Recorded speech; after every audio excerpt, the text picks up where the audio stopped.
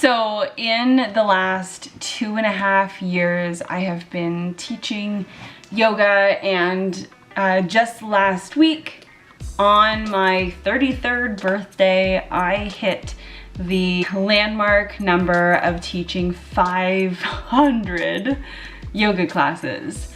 So I wanted to share this video as a kind of celebration. Yay, 500 hours, which is halfway to the 1,000-hour mark where I can start being a teacher to teachers. So I hope you enjoy this video, and I'll see you soon.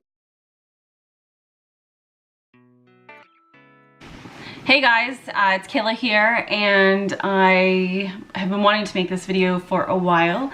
As you can tell from the title, I want to talk about yoga and not, doing downward dogs and stretching your hips. I want to talk about my experience being a yoga teacher. So 3 years ago, this past January, so 3 years and 1 month ago, I started my yoga teacher training. I did a program that was on weekends, so I was still able to work and live my life while training to be a yoga teacher. My program ran about 4 months. It was 10 weekends, so it was like an every other weekend thing. And then you had some personal practice time to fulfill as well. So upon finishing my program, I began teaching immediately. The program that I took part in was awesome in that they actually gave you teaching experience. Once we reached the midway point of our program, we actually started doing practice teaching within the class. And I think that practice teaching with people that is, for me, it was actually one of the hardest things to do, because I worry so much more about judgment from people that know me.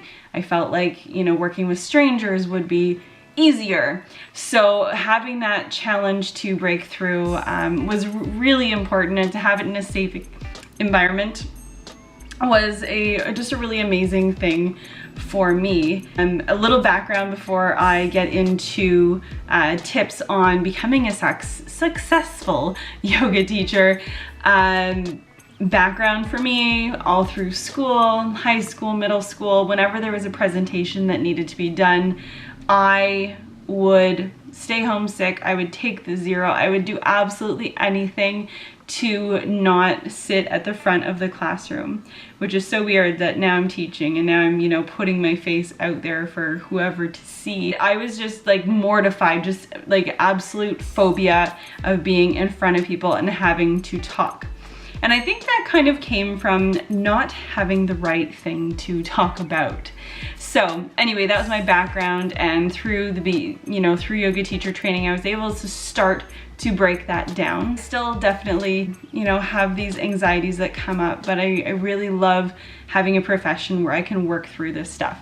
So let's get to it. I wanted to give you guys some tips on becoming a successful yoga teacher, or, you could overlap this to anything, any type of instructor, fitness instructor, anything like that where it's kind of random contract, I don't know, blah, blah, blah.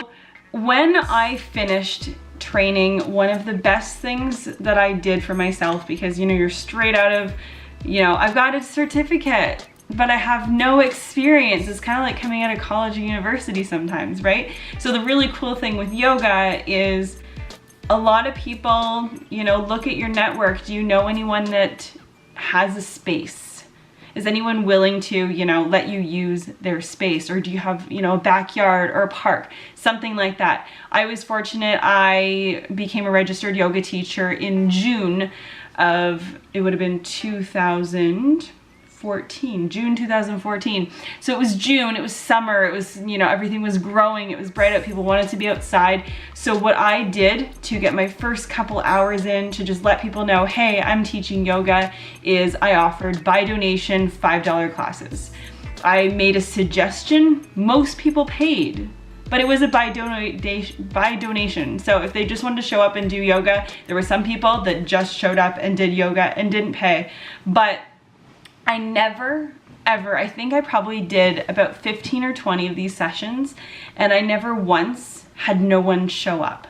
One time it was just my best friend and I didn't want to take any money, and we did a little session and then went for lunch, but I never ever had no one show up, which was amazing.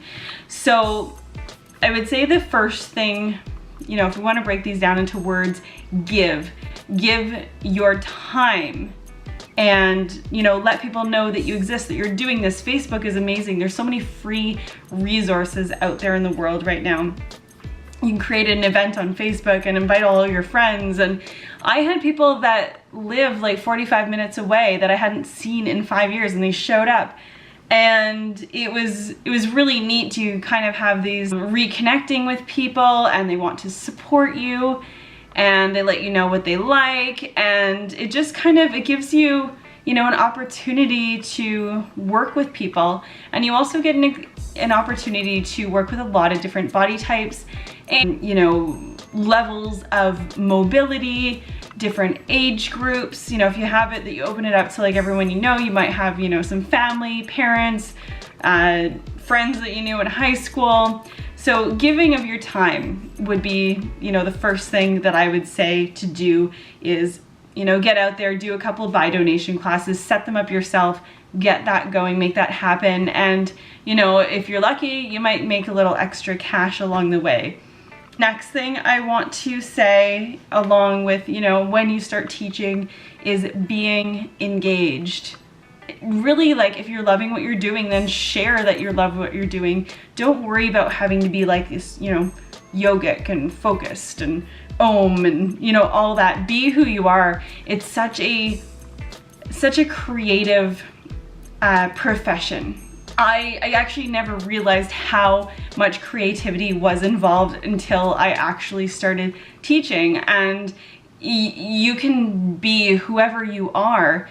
Allow yourself to, you know, I stumble over my words a lot. It's just something I do, and I laugh it off, or I make jokes, or I say, I hope you didn't have a big meal, as we're like laying on our stomach doing core exercises. You have to be who you are, and you're gonna learn that there's certain, you know, little jokes that you make that are, you know, part of your thing. And sometimes one person laughs, and sometimes they're probably laughing at you, but whatever. That's me, that's my experience. I'm weird like that. So being engaged, being who you are, be yourself when you're there teaching. Let people know, you know, if you're nervous starting out, or hey, I've never taught a class in this style, or I want to try something new. Are you guys on board? You know, that's the next thing. As far as getting a job, like after you know, get those donation classes under your belt and you're ready to like, you think I want to like, you know, actually teach somewhere, actually have like a legit job. Don't wait for the job posting. Don't wait. Don't go on, you know, job posting sites. I don't even know what they are because I never go on them, but it'd be like the, you know, old school version of searching the classifieds for someone looking for people to work for them. Don't wait for the job posting. Find out who does the hiring and tell them that you want to teach for them. That I have not, so I teach in 4 different regular locations right now, and none of them involved applying for a job. I called the person that did the hiring, or I came in and I said, hey, you know, who does the hiring for this place? I got a business card, sent them an email. I said, hey, blah, blah, blah, blah, keep me in mind. And it was really like putting yourself out there. One of the pieces of advice that I got as far as getting a job when I was in teacher training was, don't start off in a yoga studio. Start off in a, you know, gym or fitness center, or community center, that type of environment, especially if you are, you know, a little bit nervous or you really want to develop your confidence as an instructor.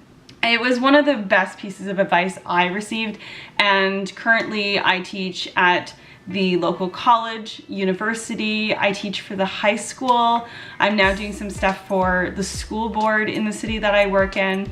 And as well, I work in a private, like, small boutique women's gym. So it's kind of given me the opportunity to like be the yoga teacher and not just like being, you know, the kind of bottom of the pyramid yoga teacher in this like, you know, fabulous yoga studio. And it has given me an opportunity to kind of grow in my own way, to play around with a lot of different styles. I've been so fortunate that I've had a lot of flexibility in what I've taught. There's only, okay, now that I filled my memory card, I need to come back on track. I don't know. Okay, let's try this again. So I totally just ran out of space on my memory card. So back to what we were talking about regarding teaching in a studio versus a fitness center. Next thing, practice what you preach. Practice what you preach. Practice yoga. If you're going to teach yoga, then have a little bit of a personal practice, even if it's, you know, 15 minutes every, you know, couple days. Just, you know, play around with flows and have some variety in your teaching. You don't want to get stale and teach the same thing over and over again. And that's kind of what I have to say about that. There's a lot of teachers that don't actually practice, and I've been guilty at points in time, especially if you know, you get a job in a really awesome space, stay an extra, you know, 15, 20 minutes afterwards and do your own thing in that space. And the last thing that I want to say as far as teaching, so, you know, you're out there getting, you know, asking for jobs, saying, hey, keep me in mind if you're looking for a yoga teacher. There's a really, you know, difficult conversation that we've got to have, especially when we're working with contracts, with, you know, getting jobs. It's not a traditional, you know, 9 to 5, 40 hours a week job. You're going to be in multiple locations, and you need to talk money. You need to be, you know, instead of talking contract and being an employee, you are a subcontractor. Even when you're, you know, put on payroll, half my jobs are on payroll and half of them I get cut a check that I have to invoice. So you do have to have a business sense. You have to know your value. What is your time worth? Not just the time that you know, start the class and end the class, but how much time do you need to be there beforehand? How much time are you spending driving to and from? And factoring all these things into your price. So I started off by like taking whatever I could get because I just wanted to get experience as a teacher. Over the last couple of years, I've really changed.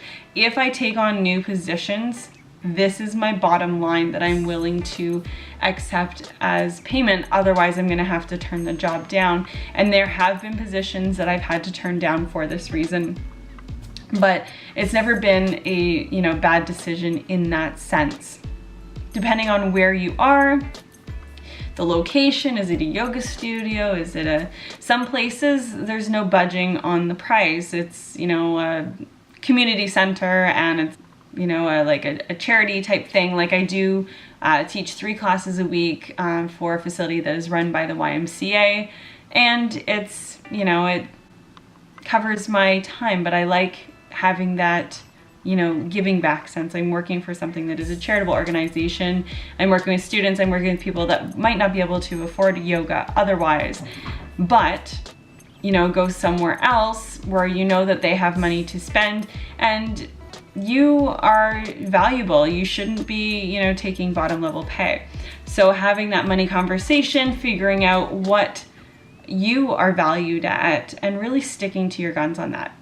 So I hope you enjoyed this video. It's kind of a different direction than I normally take, but if you like this, you know, direction, this kind of how-to tips, blah, blah, blah, I don't know, let me know. And if you have any other questions regarding this whole realm, I would love to answer them down below. I hope you guys are having a wonderful day, and I will talk to you very soon. Bye.